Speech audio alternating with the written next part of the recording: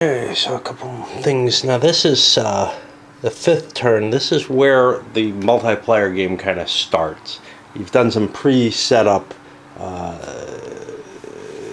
to rush through what those first turns would have been like. There certainly wasn't the kind of intensive battles that we saw on that initial rush here, and then realized, well, you can't take Toulon in this game if the Allies are careful. I went through the initial stuff, generating the ops points. The revolutionaries decided to bring the Bonaparte batteries in since they don't own the areas that they're allowed to start in.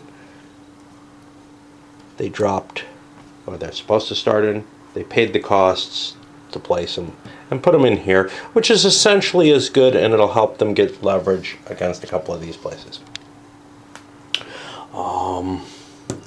The Allies also got some reinforcements.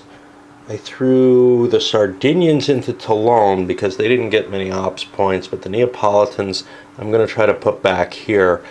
I've got to strengthen this part of the line. It's important that this doesn't fall, but I also have to worry eventually about strengthening over here for the defenses of that. It's all okay because I'm going to be able to dispatch units out of Toulon. You might say initiative's probably kind of important to the English, but the French spent so much of their points bringing the artillery in that initiative kind of doesn't matter this turn, unless the English were going to make an attack, or the Allies were going to make an attack, which I just don't have the numbers for it. Maybe I could have gone in here, but there's a fair-sized pile there, etc. So I think this is going to be... I would have liked to have taken this back, because this is my supply line between these two lines. And in a sense, this whole line here was based on the idea of, it'll be nice to be able to shift my troops everywhere. Well, that wasn't to be. So now I have to play more by the standard situation, and I've got the additional defect in my allied situation in terms of not being able to fortify this location. Well, that's too bad, and this I'm cursing myself for, because I get it would have been a weak point in the line, but it meant another redoubt that I could have put down here, and then this line, you know, this wouldn't be as weak a weak point, and I've got one here anyway, so well, the hell with that. I got enough points to send the Sardinians in as well. I'm going to ship them in too.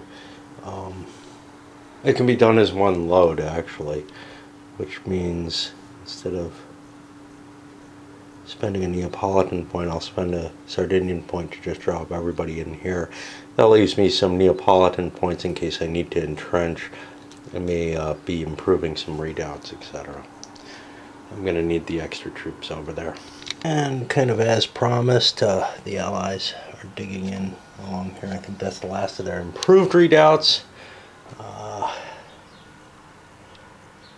Attrition did not go well for them. Mainly the recovery didn't go well, and they took additional attrition from the end of the turn stuff. Anyway, that puts it on the French, who probably don't have a hell of a lot they can do.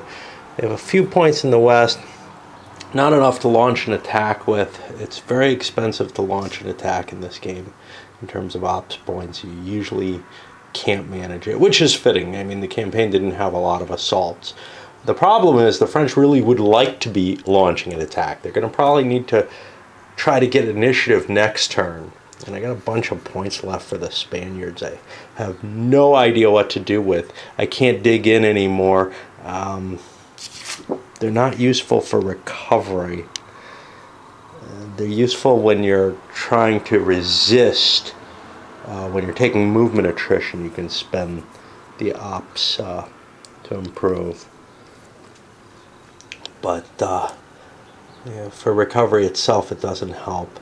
So I'm kind of stuck with a pile of points, which this happens in the multiplayer game where the Allies don't have anything to do, so they're spending points. Now, I did kind of cheat the Spaniards when I realized, geez, I have no idea what to do. I bought one of their units from the future, but they can only go 3 turns in the future. I didn't have enough points to buy any of these Neapolitan units, so they'll all be coming in next turn. I could actually delay them and get more ops, but again, I don't have a great use for ops at this point in the game. But Andy emailed me with a couple of clarifications. One which was simple engineers or pioneers. Another was he does intend for the ops to be limited at 19. That's a little odd just because the Spaniards have a starting value of 19. I don't know how big a deal it is that I gave them a couple extra. And then, you know, I have to do some cheating here and there just because I'm screwing things up. One of the advantages of playing solo is I can't gripe too much about my cheating. Other people can. But there was one that disturbed me more, which is, okay, so in the sequence of play, I've been having the attrition markers not removed until final attrition, where they're noted here. But apparently those are supposed to be removed as well earlier, as you resolve them, as you resolve the movement attrition, which is, and actually that makes sense because, so I was thinking, well, okay, you know, I can prefer doing damage to the attrition, to the units that were doing something. But you get these attrition markers for retreating if you're the attacker, and then they have almost no effect. So you might get them. So although it's a very unlikely case where you might have an attrition marker on the board at the end of the turn, makes sense. Now, does it say? Yeah, it says as it's checked, remove the markers, which in terms of play ease makes it much, much simpler. Because otherwise you've got to kind of follow the line. You have to do that though with the recovery, so it wasn't that big a deal. And I'll try to remember to incorporate that change. The rest of it, we're not going to hit more than 19 ops points easily, unless somebody's selling off reinforcements, and or probably we had the engineers handled already. In neglecting the ship-to-shore bombardment, which I should have been performing. Basically, I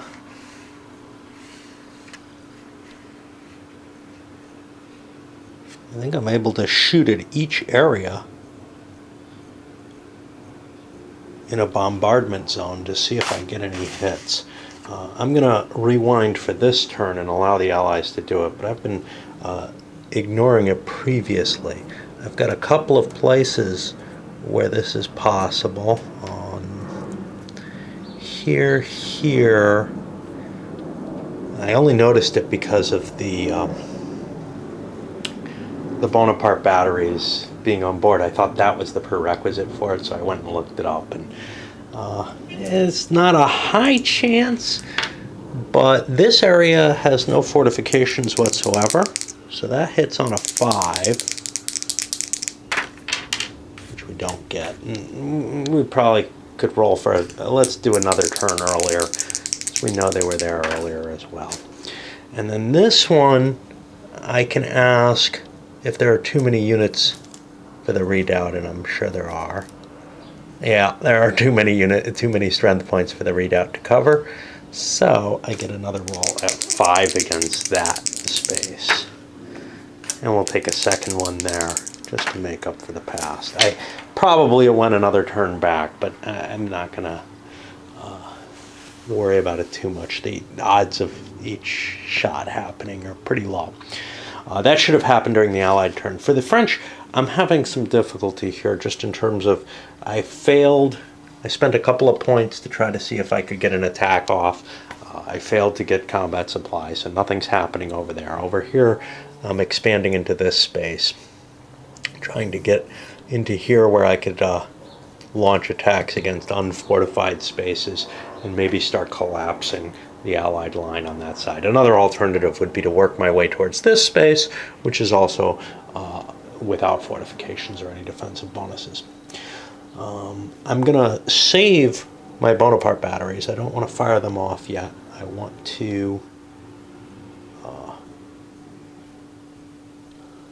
upgrade my ammo because I feel like it's more valuable to get all your shots kind of at once, and also to get your shots off when you have a large number of batteries. Of course, the amount of ammo that you could store, the 19 ops points of ammo or 19 points of ammo, is a limitation on that. As I get close to that, I have to start firing, but I'd rather have more guns when I shoot.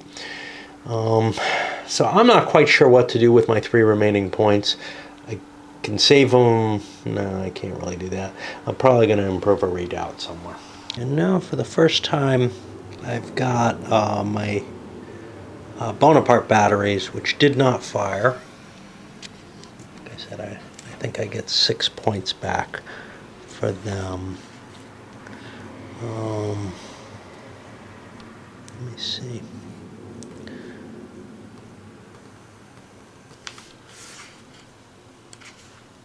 One for each strength point, yeah.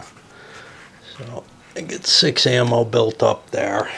And, you know, hopefully I'll be able to fire a good barrage at some point. Had I gotten an attack capability, I would have been using them up, rolling dice to see if they had ammo. And we're moving to the next turn. The French got fairly decent recovery rolls and didn't take any attrition. What they didn't get, and then I have like the bonus, these dragoons or gendarmes in this case are able to give you 1 free recovery per turn in the areas that they're in, which is kind of sweet. But what's notable is I didn't get any recovery over here where I'm kind of stockpiling all my dudes. I probably should send Napoleon back there to help recover forces. Leaders aren't terribly valuable on defense except their recovery capability, but they're very, very valuable on offense. Anyway, that'll push us over to turn 6. As I start my 6th turn, I started pulling the troops on. There's some Neapolitan troops that came on here, and a whole bunch of the eastern wing. But then there's a few units here that are French that are marked with an R. I'm not sure what the hell that's supposed to mean. When I look in the playbook, they're listed as starting in the eastern force, and I couldn't find any indication of that. They may just be a typo. I can't find anything else that seems to distinguish them. And they're just regular infantry. So since they're listed as starting here, I'm going to put them up here. I think that's what's intended. I've got them face up because, you know, when I got a big pile like that coming in, I've got to reorganize everything. Here I've got kind of a stasis as to what I'm holding. You notice there's not too much reason so far to be pushing westward here, because I might end up at a point where I want the 2 forces to be able to shift strength and responsibility a little bit. But that's not the case right now because the eastern wing has been so weak up till now. Now, maybe they would want to at this point, but there's also the running back here doesn't make a lot of sense if maybe I'm going to break through across here. I don't really want to scout out all this territory and take attrition losses for wandering around in it. And if I can't make the connection closer, okay, fine, I'll end up, and this is what we ended up doing in the multiplayer game I played, running it, you know, across the line initially. But say I do manage to break through here, that makes, you know, a possibility of maybe cutting a shorter corner or something like that. And I'd just rather refrain from wasting effort to hook up, at least until we start getting close to the turn, which I guess turn 8 or 12. It's in the playbook. There's a list of turn-based stuff. Turn 8, the wings, no. Attempts to trace supply through an NML fail on a 5 as well as a 6. I didn't know about that. Turn 12, the wings change over, lose their restrictions, so they become kind of a coordinated force then. Until I get close to that, it's not really a big concern of mine to link up. There might be some advantages to it. I know I found it early that it was desirable in the multiplayer game we played, but so far I'm seeing no real reason. I might break through this perimeter, is what my thinking is. I have to make a decision as to initiative die rolls, as always. There's a decent number of French points available now this turn. The Allies are kind of low on points. But, I was going to say I'm not sure I really want the initiative, but actually these improved redoubts come into play during the Allied turn, and that might be tough for me to break through. What do the Allies need points for? Well, they need more if this gets broken through than if it doesn't. So they're going to have to be kind of careful, save a few points to at least maybe manage a landing over here in case this whole line crumbles. So I got to think about what that's going to cost. A couple points for scouting the area at the least, and then a couple more. So I probably want to save at least about 4 points. I might want to throw the rest of the points in an attempt to get those built before the French go. Now, are the French thinking that they're willing to spend a big pile of points? I'm not sure on that. I know sometimes I was on the French side in the multiplayer game, and we were just shocked because the Allies would say something like 20 on their bid. Like, yeah, well, we couldn't do that anyway, so we're glad we bid nothing, you know. So that's kind of the issue. If the Allies really want the opportunity to go, they probably can have it because I can't afford to spend. You know, I need to expand this and try to launch attacks from this direction, and I need to have the points available to launch attacks from this direction. So I'm going to roll a die, see if the French are going to spend anything at all. And I think they're going to bid a 0, and I think the Allies are going to go with a pretty big bid here. Enough that the French really could not have overbid them and still be able to launch the kind of attacks I'm hoping to. It out with something like a 9-point bid for the Allies, which actually the French could have perhaps matched had they thrown in their eastern points largely in order to try to get a rush here, because the East isn't in that much of a rush, right? They could deploy themselves and try to break through this. All the redoubts are gone, you know. That line is going to be weak, but they chose not to, and we'll see where we end up. At the very least, the French have the opportunity to hit here because I can't improve that, so thus is how that would have played out. Yeah, a little fudgy there, but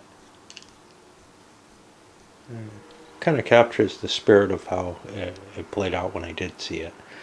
I was a little mistaken. I must have tried to improve an already improved redoubt. So the English, I gave them this as well, or the Allies, have got the whole line of improved redoubts here. Now that's a problem, because now that I've moved into the French turn, I spent 5 reinforcement ops points for each of the armies, which is the maximum allowed to give. And, well, I got my dice here, but these aren't the right ones. What ended up happening was, I think, this. I ended up with a successful attack supply in the west, but not over in the east. That's really a problem because the east is where I was most likely to break through in this space. I could move, 25 strength points at a time into here. There's not that much defending it. A little bit more than in some of the other spaces, but it's got no redoubt. So I should be able to break through that easily, maybe get a major victory, whatever. But nah, the commander's not willing to move forward. However, I am able to launch an attack in this area. I'm not sure quite where I want to launch that attack. Presumably, this is the most attractive location, but there are a lot of units there, actually. And that's, something like this might be easier to take. The problem is I have to advance a space to take that. This, I could launch from here. It's got a big number in it, 20, so I could send a lot of troops in. So that would be the easiest to take. But the biggest advantage would come from here because I'm getting closer to this. I'm not going to be allowed to advance after combat right away, but the English will have to fall back, or the Allies will have to fall back to at least, cover maybe a line across here, or maybe all the way back. Who knows, But without a redoubt here, I wouldn't feel terribly comfortable falling the whole way back, and I'm no longer allowed to build anymore. So yeah, I'm not quite sure where to launch my attack. This is very desirable, but subverting the line anywhere might be good enough. You know what I mean? So I've decided to I've deployed my French, and we're launching a major battle here. I've got a few extra ops. I don't know what to do with them. I guess I'll save them for I built a redoubt here, so I guess I'll save them for trying to save that unit from fatiguing. And likewise, I've got a couple eastern points that I'm doing the same with. I've got some redoubts being built that I'll save from fatigue. Does this look like infantry? Yeah, I want to keep it face up or face down because I got to know where my engineer is. I found myself doing this opposed too. I just keep a lot of my units kind of visible because it mattered less to the opponent in terms of being able to see what I had than it did me being able to recognize what I had. At least as the French, it's not too important what you're attacking. I sent in a humongous force, a couple of different pulses, because it all came from here. If it crossed here, it would take a potential river penalty. I also didn't want to scout out more area. I had plenty of points, so I could launch an attack, move more units in, launch an attack, but I had to be careful to balance, which is why you have some smaller units in here. I could only send in 14 at a time, not the 20 that you're allowed to get into this space, because this space can only hold 15. So I had to do things kind of cleverly, leave the dragoons there in the first move. I'm bringing them in because they have some ability to pursue. I'm hoping to just wipe those guys out. Let's do the battle. There's no artillery involved on either side. So what I'm going to do is I'm going to send my biggest unit here and another unit here. And I'll commit my leaders. I'll make my rolls for coordination if I can find that. Hope I'm doing this right. Nappy is able to coordinate 3 units. And the other guy's able to coordinate 3. Great. Let's see what our odds are. 8 to 1. I only need 4 to 1, so I'm going to have that pretty easily, and here it's even bigger. So we'll just throw everything in. Why not? All right. So we got a couple 4 to 1 attacks there, and let's see. Combat shifts. The fortress is going to give 3 shifts because it's improved. And but I got 2 rounds. 2 rounds of questionable attacks. Nothing comes of it. That was Nappy's attack. And our other guy. Looks like we each take one. Those are going to be temporary casualties, and I can throw them where I like. I'll put it on the small unit here. Okay, this unit has been broken, essentially. It won't be able to fight. So it's out of there, and that means I've got one shot at Nappy there, with Nappy. We'll see if he coordinates. He succeeds. So that's again on that same big column. And it's hard to take these forts, right? 5. Okay, the attacker's taking a retreat on the units involved in that. The defender takes a hit, but the defender's able to hold the territory. And I'm going to take this on the big unit because 5-point units are kind of cool. So we failed to take it, but we're not going to see any points going one way or another from that. And I get to retreat back. I've got some problems in terms that I can't retreat everybody into here, but I believe there's no difficulty to retreating across a river. I have to make sure of that. I had myself a panic there. I thought I rolled the number. I forgot to check Spanish withdrawal. I did check the leader losses. There weren't any. I forgot to check Spanish withdrawal between the rounds, and I saw this, and with these speckled dice, that almost looked like a 5. I thought I had the 11, which is exactly what I would have needed to withdraw. It does not force me out, so there was no problem retreating across the river, and now I just have some cleanup at the end of the turn. But you can see, it's tough to force the line, even when you have overwhelming force. As long as there's redoubts there, it's really tough to get your movement there. And that's why this line is really cool. I wish I could had room for a follow-up line here, and I don't. So I've got some definite threats, and I've got this area is really likely to collapse because it's just not as heavily defended as this line is. Oh well. And Napoleon's not gonna, the Bonaparte batteries are not gonna fire again. I'm gonna collect up my 6 more points this turn. Okay, another tough decision as we start turn 7 here. Well, a couple of them. I've rolled up the ops points that each side is getting, and for the French, they have the initial decision of whether or not to bring the Bonaparte batteries in. They can get some extra ops points.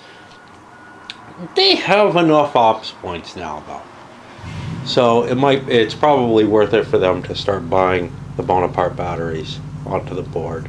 They've got places to put them. I think this one's got 2 in it. I got a space here with a redoubt I can drop them into that has bombardment capability. And I could start expanding into here if need be, although I can't drop the Bonapartes over there. So that's not really a big issue. Not yet. And they're not even mobile yet. I can't start making them mobile till next turn. I think the French have enough troops. It's hard to tell because we've got a lot of damage, but these are eastern, and those aren't terribly going to help us. The eastern side is probably going to be responsible for most of the effort in any kind of link up that we make. And I'm finding that this is a real annoyance towards making a link up. I may have to launch an attack, maybe not against this fortress, but against the redoubt or this redoubt. That's an improved redoubt. Actually, this is another fortress. In order to punch through to cover that ground. But the really tough decision at this point is for the Allies. The Allies don't want to use too many of their points. They've spent just about everything they've got. So whatever points they have here are available for a couple of usages. Last turn we found we probably spent not even quite enough on initiative. But we got it. I mean, it was a guaranteed we got it because the French didn't spend anything. But now the French know we're willing to spend a lot for initiative. However, this turn, there's a pile of British reinforcements, or Allied reinforcements, that we could bring in. I think they cost us 3 each, though, for being so far in the future. Bringing a few of those in would help us strengthen certain locations in our line, but only if we get initiative.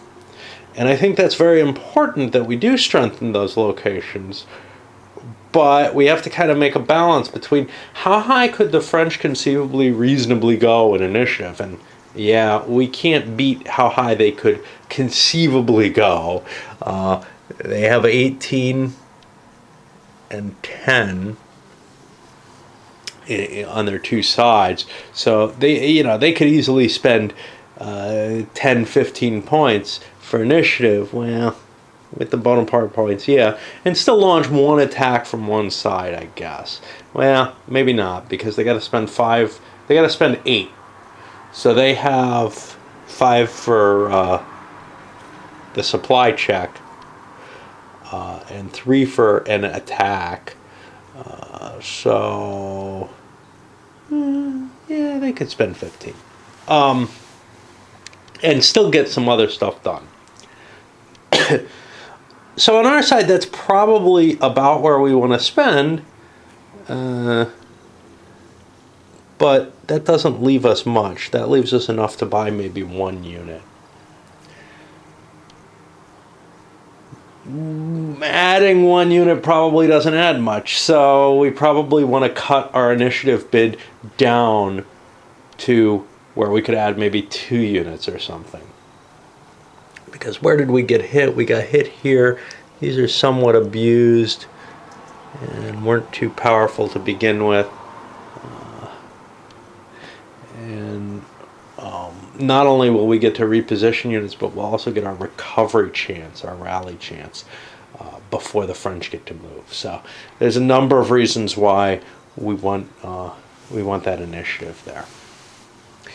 Ooh, if we're placing in here, we gotta save a point for the landing as well. The charge for accelerating things is actually for each 5 strength points per turn advanced. So for the 3 points, I could actually get these units, which is a bigger increase than I was expecting. I can throw units into a number of different areas, so that may be worthwhile. And the French neglect to bid again. I'm doing this kind of with die rolls. The English, I took those 3 units, or those 4 units, because I felt they were the minimum, but then I made a roll to see if they wanted more units. And they bid the rest of their points -1. 17 points, 11, 12, 13, yeah. I kind of screwed up there. Shit. That's my camera being broken. Oh well, I have 2 extra points instead of 1. I don't know. Anyhow.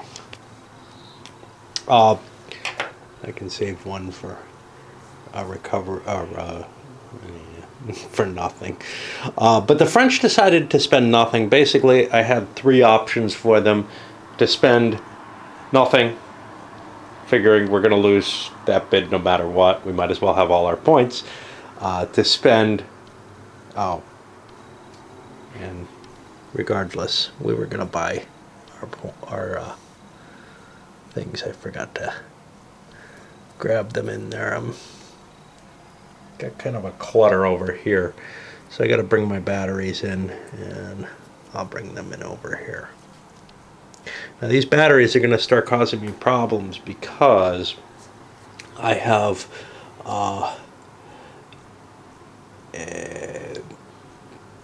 an ammo situation. I've got 12 ammo stockpiled. If I stockpile all this ammo, I don't use any of these batteries for either to support an attack or for bombardment, then I'm going to end up generating more ammo than I can keep on my chart. So I've got to kind of use them at some point during my turn. But anyway, for the French, I gave them a die roll. On a 1 or 2, they do nothing. On a 3 or 4, they do kind of a moderate bid, but leave themselves a good deal of points. And on a 5 or a 6, they do closer to a maximal bid, which is what the Allies kind of did. The Allies have no use for points at this point, unless they're mounting some sort of counterattack, which is not going to happen unless there's a particularly clear opportunity for such. And there is not as of this moment. One that's going to not only be likely to be successful, but also to have a significant impact. Now, a likely success into this space would be worth something. And there's some possibility, but obviously I don't have the points for that at this point because I threw everything into there. But we may see a counterattack into that space at some point. For the Allied turn, and I think much of the game is going to be like this until there's another big change. Well, not at this point, but I mean, there's likely to be a change sometime soon, just because the French need to break through one of these 2 lines. Shit. I'm used to not looking through my camera. I got used to it for a couple of years, and with the damn thing. Anyway, with these 2 lines here, there's once they break, there might be a great deal of change. But until that happens, largely what the Allies are going to be doing is sort of reconfiguring their line regularly. This is an annoying aspect, but there aren't all that many pieces. If it wasn't for the fog of war, it would be a little easier. But you can kind of keep track of how much strength you have in each space if you're not walking away as much as I do. Anyway, it's especially easy if you're, well, maybe not. I was going to say it's especially easy if you only have a small segment of line, but here's the thing that ends up happening. You end up negotiating that because you're not really showing your pieces to each other. I guess you could, especially during the discussions on the map with people, but you could just, show people right while you're sitting there. Yeah, I got about, X number of strength points, whatever. But anyway, if you're playing multiplayer per side, it's going to be kind of tough to smooth out the lines. But on the other hand, it's kind of tough to smooth out the lines when I've got a break here and I can't reposition forces easily. I had to spend an ops point to pull some of the new units onto here. And then I did have to withdraw units as well, which actually I think I couldn't do. Uh-oh. I got a problem. Yeah, because I would have had to pay 3 for the embark. I'm going to pretend that I made my bids properly because I had a huge bid. But yeah, I'm going to have to keep 4 points for bidding from now on. 3 points to pull something off here and 1 point to land stuff. You don't pay on a per unit basis here. You pay on a per force basis, so you could gather everything and set sail from it. I actually moved some artillery, I think, into here and then up here on the line, just to give me a little bit of additional. The artillery is kind of cool because it covers more than one space, so that's kind of neat there. And there was probably something else I wanted. Oh yeah, we saw our first ship-to-shore bombardment that was successful, I think. Temporary hit over here. It's like attrition. It's very unlike attrition, but it just kind of happens, and there's going to be some casualties. Again, lots of die rolling without a whole hell of a lot of effect. That's going to get on some people's nerves. Alright, on to the froggies. And my French are not at all happy here. Tons of points over on the east. Nothing that I can really do with them. With the amount of forces I have, I could start my my extension of the line, right? I got one big attack I'm doing here. Now, I could have thrown more troops in. I could have done, like I said, extending the line. I don't really want to do that. I want to get my bus through here and see what falls out of that. You know, I don't want to waste attrition losses trying to stretch across and get around this St. Andre when maybe I'm going to be cutting through here in the end. And I'm not unhappy with the Allied line, by the way, except the weakness, the potential weakness here and here. Because this little spur here does a lot to preventing the two French armies from combining, which is something the Allies probably wouldn't have done. But in terms of the game, it really throws a bit of a monkey wrench into the French plan just because of how far out this extends. And conceivably, you could, run off the map and force them to attack to get through, but you don't have that kind of troops. Okay. Down here, I'm attacking with just a single big unit. And actually, I can't even throw this cabin. Let's throw it up here to ensure that I get some recovery. One big, actually, don't I have, no, that's a permanent loss. Okay. One big recovery down there, and I don't know why I have these leaders on the line. I want to make sure that they're not in danger if they're not doing anything. One big leader on the line, or one big unit on the line with Bonaparte.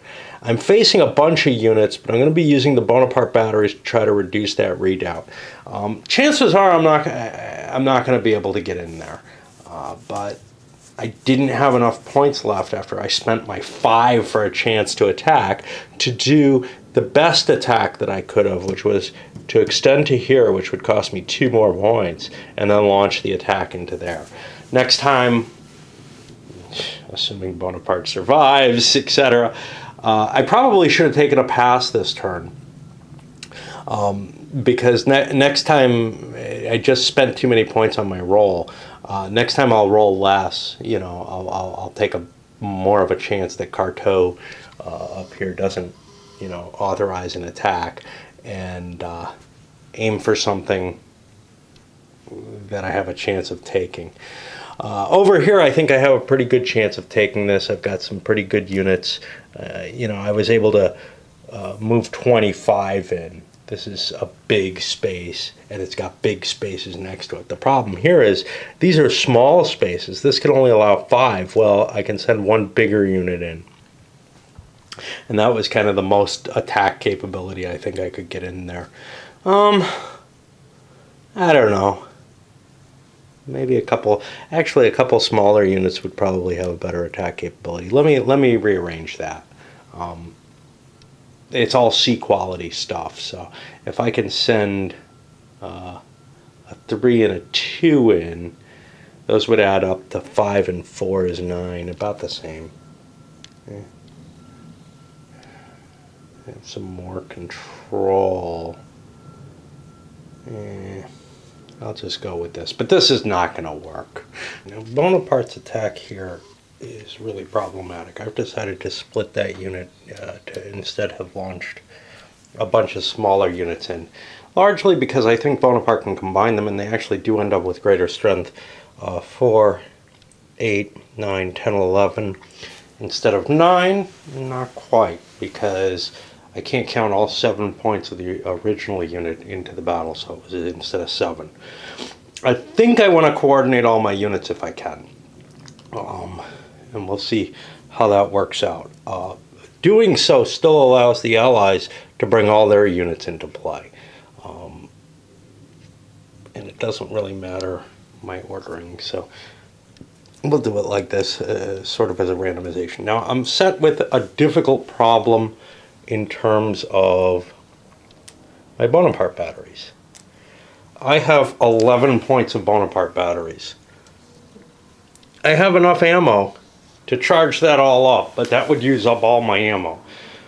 But I only have a 1 in 3 chance if I don't use my ammo for each particular gun to bring it into play. And I think I need my guns, and this means I'm going to be wasting my ammo on this damn attack that I probably should not have made at all. Now I need my guns because one of the things I can do with them is I can shoot out the fortification.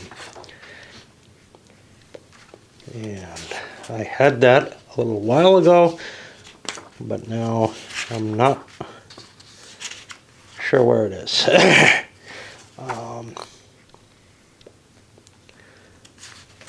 Artillery's 19. I think that's page 19, not rule 19. Some of them are by rule, some of them are by page. The one, and the table of contents is not adequately handled. Readout reduction. Okay.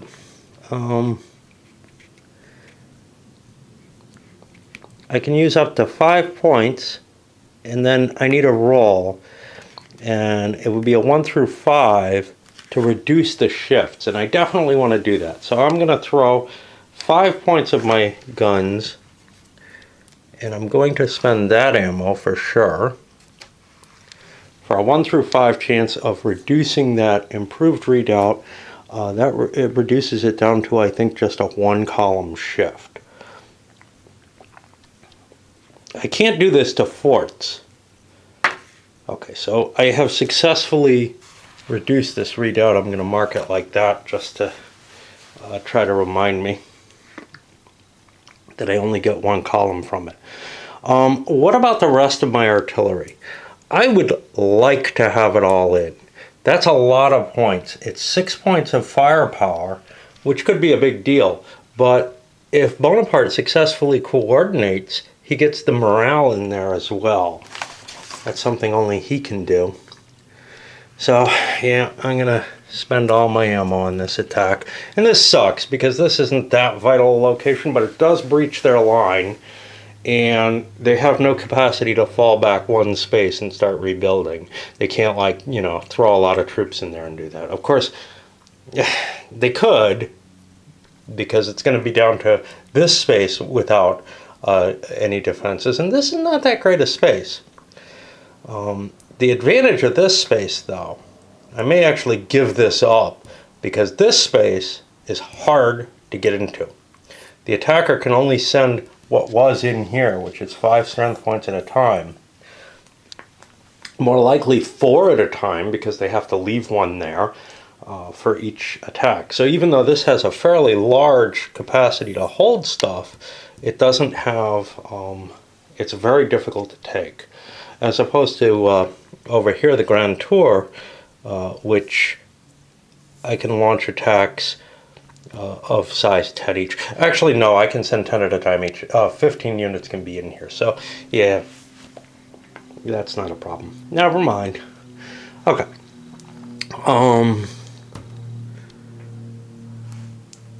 So now, let us make our coordination roll. If we don't get this, it's not going to go well.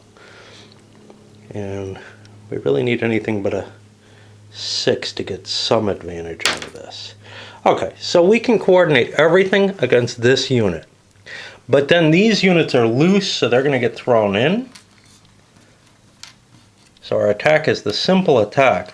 And I get to use my artillery, not the stuff that bombarded the redoubt, but that's, me making a judgment on that, because it says rather than their occupants. I'm assuming I don't get to use them at all in this combat. I get to use this artillery in the combat for both rounds of combat. So now my attack is going to be 2, 4, 5, 6, 7, 8, 9, 10, 11, 17, 18, 19, 22, to 3, 7, 9, 10, 11, 12, 13.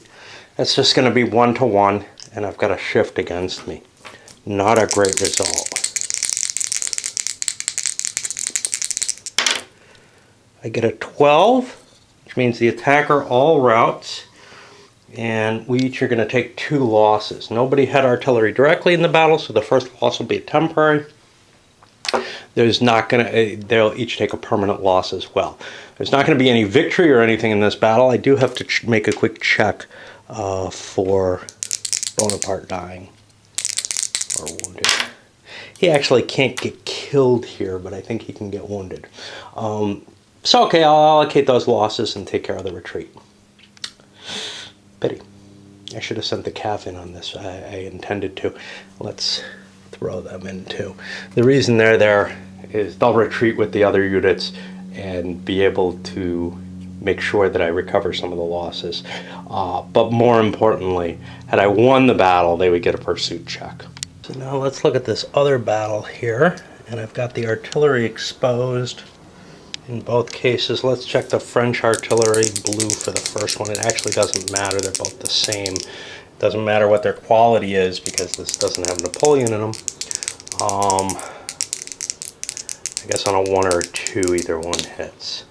Okay, so I'm going to just get one of these in there. I've got an extra strength point to allocate. Everything's face up. I keep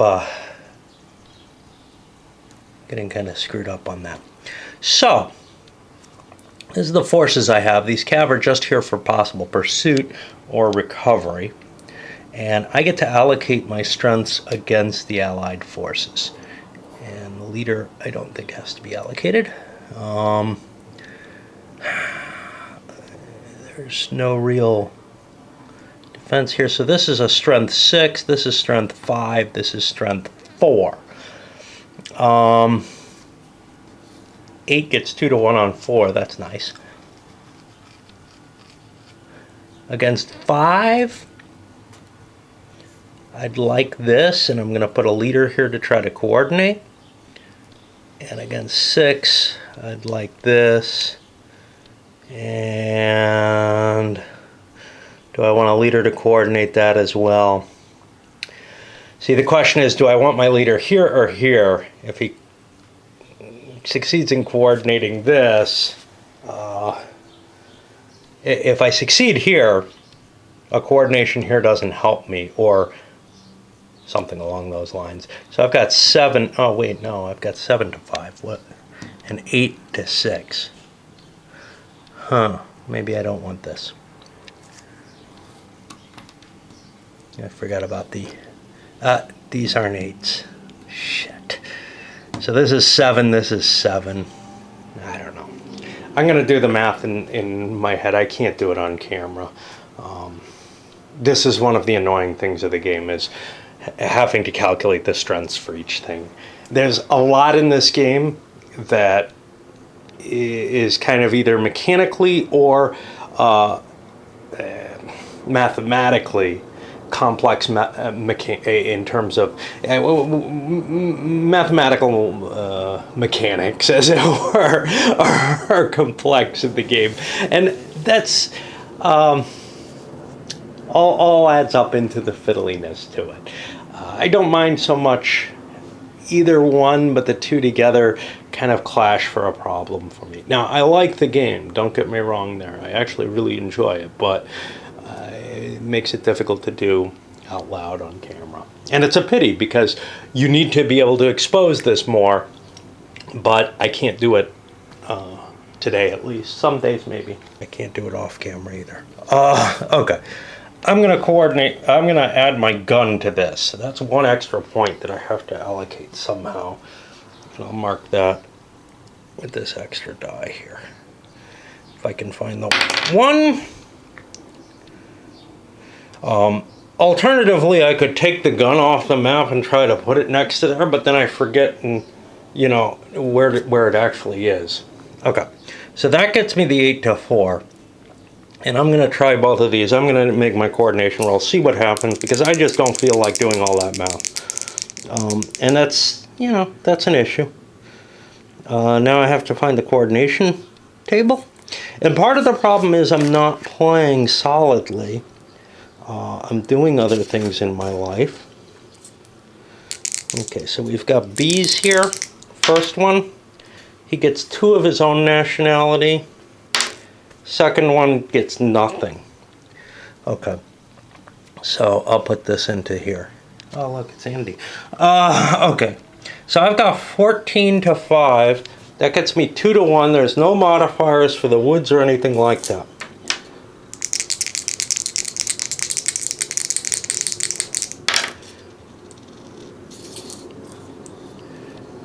We each take a hit.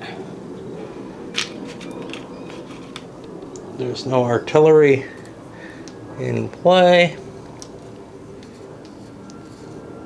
No close-in artillery. This is going to be another 2 to 1 because of the artillery there. And that does not cause greater damage. 7. 7 is the, oops, you do nothing. So you don't even get to do attritional attacks. I'll put this die back here. I'll get to use it next round. And here I've got 7 to 6. That's going to give me a 1 to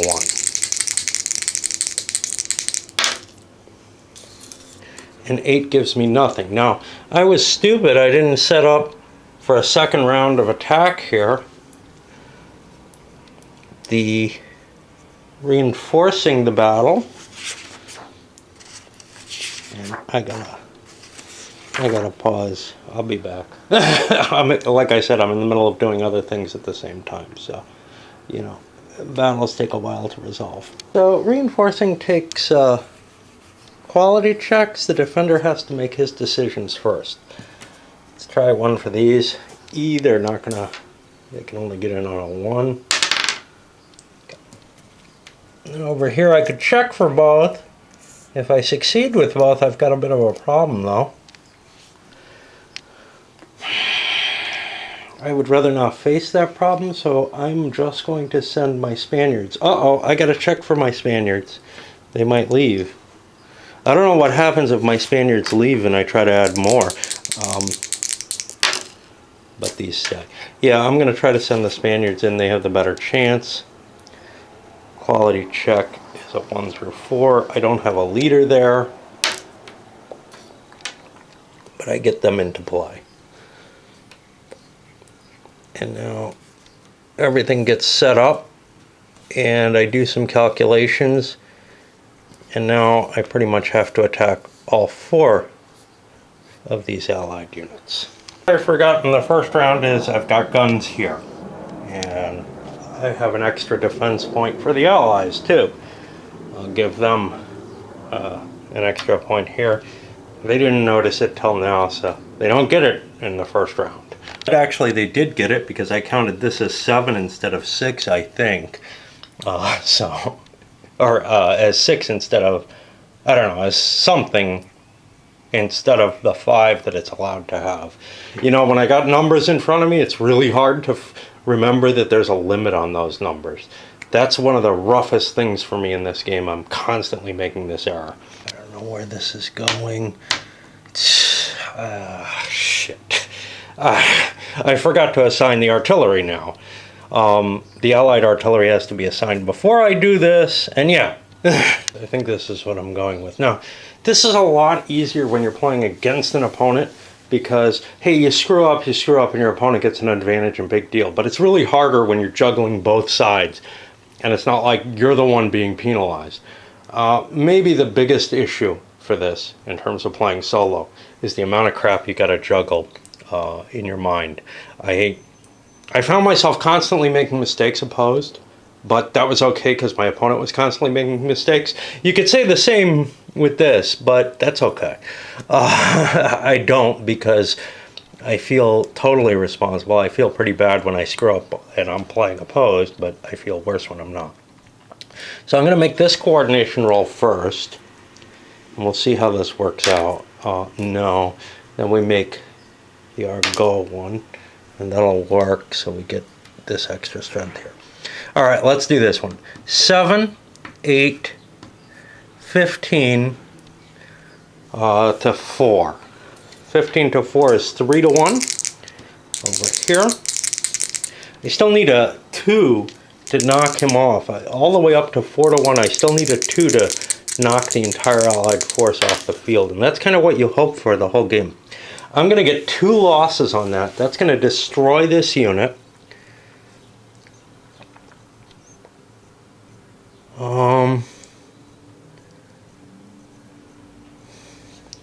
I think I took equal losses before. Those both count as permanent losses.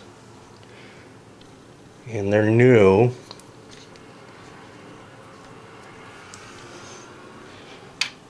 So we'll try to remember that.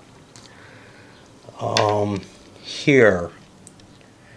Oh, I didn't try to move French units in. Well, too late. 7 to 5 is going to be 1 to 1. No effect. This is 5, 6 to 5, 1 to 1. No effect. And 5 to 5 is 1 to 1, of course. No effect. So the French have to withdraw. They did more losses and destroyed a unit, which is kind of cool because a destroyed unit can't recover. But they didn't get the territory, which they would have liked to have gotten, obviously. And they're going to have to retreat back to here. And that's that. And then I do all that mechanical crap at the end of the turn. Okay, well, the Allies dropped a 12 bid. And they also brought in reinforcements a couple turns early. And that is, got to be careful when you're punching the counters in this. Reminds me of some of the old AH games, and especially victory games, where the die cutter didn't go through completely everywhere, so you kind of create a little bit of pull on the paper, and that's the only case I think I had where there's some tear. And given that that's an artillery, I'm pretty sure that's a 1 there. But I was seeing signs of that going to happen. I would almost suggest using a carving blade, an X-Acto or something for it. So with that bid, the French chose not to bid at all. They didn't pay attention. I mean, they didn't know what the English were going to bid, but they just chose not to bid at all. They got a decent amount of Western reinforcements. In the West, they have enough points to probably launch an attack that's effective. In the East, they probably have the points for that, and they can begin stretching out their line a little bit to try to fully accomplish the siege that they're looking at. And wow, this video is taking longer than I thought it was. I should have loaded it up yesterday. Okay, so the Allies used their points and forces to reallocate their line. For the French, we have the eastern faction or wing spreading out a little bit up here and launching an attack down here. Now this is not the easiest place to attack. This was a much easier place. But I thought maybe the defenses will be lower here. There's only a couple of units. And if I can break through here, it has the same general effect where I'm able to kind of push down and maybe ignore a large quantity of the British force. I could even pull out of some of these areas. Now, I have some advantages. First of all the batteries over here have now become assimilated as Bonaparte batteries. The 2 wings are still separate. But that means I'll, have the ability to stockpile ammo and such. These are mobile batteries, though. But basically, what I'm giving up is I'm giving up easier access to the bombardment zones down here, which I don't really need, or here. But those bombardment zones aren't too important unless I'm going to take one of these raids, except in terms of generating victory points. What's important there is the ammo. And I'm now going to be generating more ammo maybe to supply these guns for bombardment. However, here I'm launching another attack Got one more Bonaparte battery in place.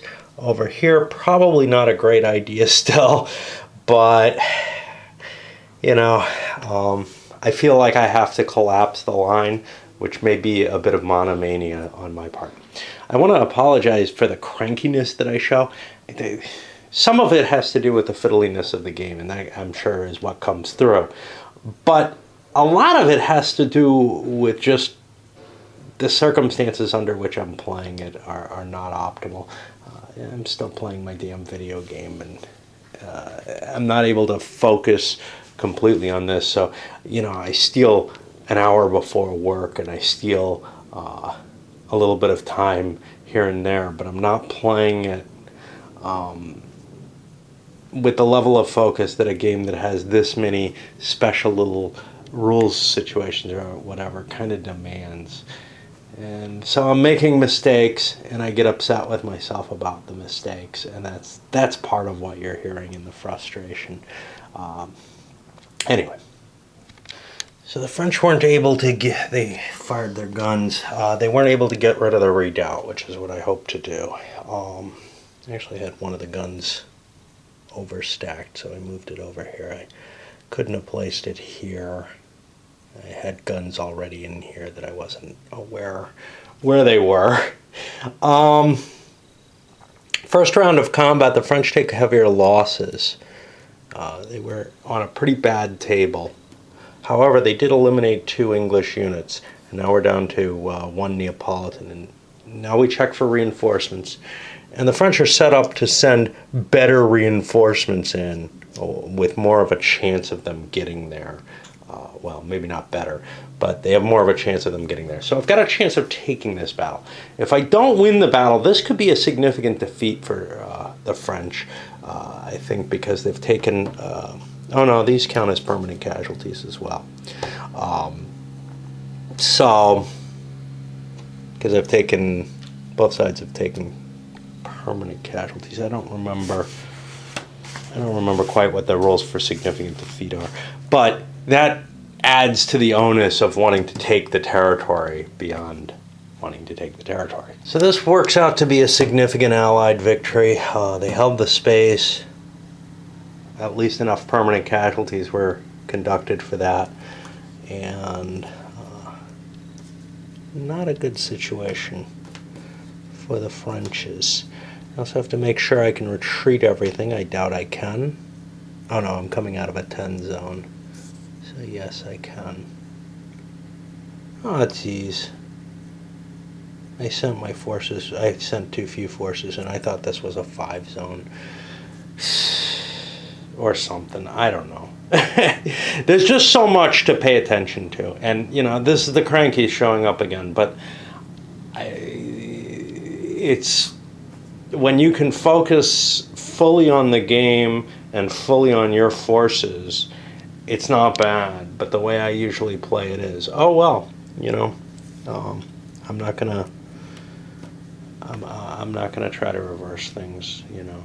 But yeah, the French should have been able to pile. That's why I made this attack, or why I focused on making this attack instead of from here. But then I forgot my reasons why. And there's just so many things to juggle in your head. So now the French are going to withdraw with this huge force. And it can all make it in. But it did not, you know. And honestly, when we were playing the playtest, it's quite possible we missed a lot of cases like this. Not as many as I'm missing. I seem to be going about 0%. But it's quite possible we did miss a lot. It's just when I'm playing solo, I'm actually more likely to catch them after the fact. When you're playing opposed, you're more likely to be directed to the next action instead of thinking about what just happened. But I do remember when I was playing thinking, oh wait, I think, you know, I screwed up, or I think they screwed up, about a number of factors. There's just too much to keep in mind unless you're very familiar with the system. All right, well, we'll move to the next battle up here. No gold star for me here either. Although I do manage to kill off a Spaniard unit. The Sardinians hold the space. The Allies weren't able to get reinforcements in, the French were. One big unit. And that's going to be too much to fit into here, so I'm going to have to do a withdrawal into some stupid space that I don't want to withdraw into because I'm going to take an attrition check from it. But yeah, had I been able to get a victory, even if it wasn't a significant victory, which it would have been because of these destructions, that would have canceled out the effect of this. I forgot to give the Allies their victory point for that. That's kind of significant. The game does come down to a close number of victory points, so if I keep screwing around with the French and making mistakes, like I did over here, I don't consider this a terrible mistake. I had a good shot. If I had gotten a retreat on this unit, I'm fighting on the 1-to-1, actually on the 2-to-1 table. So there's some chance of it, but instead I rolled moderately high. It's not much chance. It's really hard to dislodge decent sized units. That's why the Allies don't want to attack, because they'll never win a battle. The French units are too big. They have to retreat them all, and there's too many of them. But for the Allies, the advantage that the French have in attacking them is small Allied units, I can kill them in a couple rounds of combat just through attrition.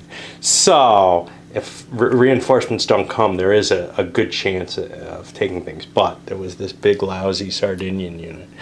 And morale doesn't really, the troop quality doesn't affect like your ability to stand in combat. Except insofar as it affects your odds chart. Alright, so now we got some bookkeeping to do. So this is our final situation for the turn, and this one's going up, but I wanted to come back to talk about some of the fiddliness that comes in the system, one of the elements. So, for example, when, you know, at the end of each turn, you have this attrition result that gets applied to all the units. But just before that, you have a rally phase. And if you manage your forces well with the rally phase, it works fine. But the gendarmes rally up a certain number of automatic units, which is very close to this number, actually. So it just means that you have to pay a little bit more attention to where you've got your gendarmes. Now, sometimes it can be important because you send your gendarmes in during an attack, or because they might be able to pursue then. And then they also help rally the units right afterwards. So there is some difference in terms of the game state, and there's also some difference in terms of the information presented in the game. But largely it feels kind of like, you know, you're doing one thing and then you're undoing it immediately afterwards. And that's always somewhat dissatisfying. Now, some games I love have that kind of aspect. I'm thinking Great Battles of History here, where, you know, usually it's not one thing and then the other right afterwards, though. But there's a lot being tracked there, and that information seems useful to me in terms of grasping, you know, linking my connection to the game. With this, I'm spending so much time fiddling with the number chits all the time. And not just, you know, what's not happening is I'm not moving and taking attrition as I move. I take the attrition all at once. So it becomes this kind of large step that seems to actually interfere a little bit with the narrative and the story that I'm trying to capture in my head. And in a sense, that kind of information is part of the detail of the game, and it shouldn't step in the way of the narrative. It should be something that helps promote the narrative. The reason that's an important factor, and yeah, I forgot to deal with my points again. The reason that's an important factor is there's little else that you really gain from cases where you flip pieces, for one thing and then back again for the other, except to capture the details of the storyline.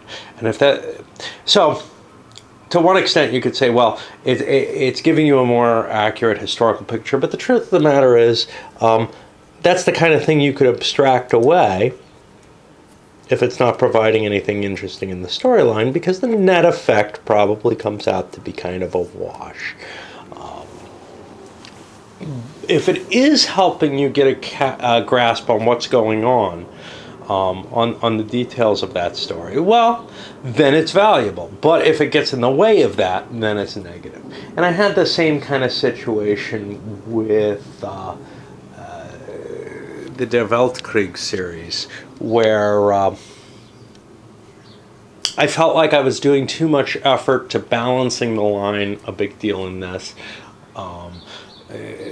to shifting strength points around and everything like that, in a way that, units with strength points, in a way that actually inhibited my enjoyment of that story that could otherwise be present.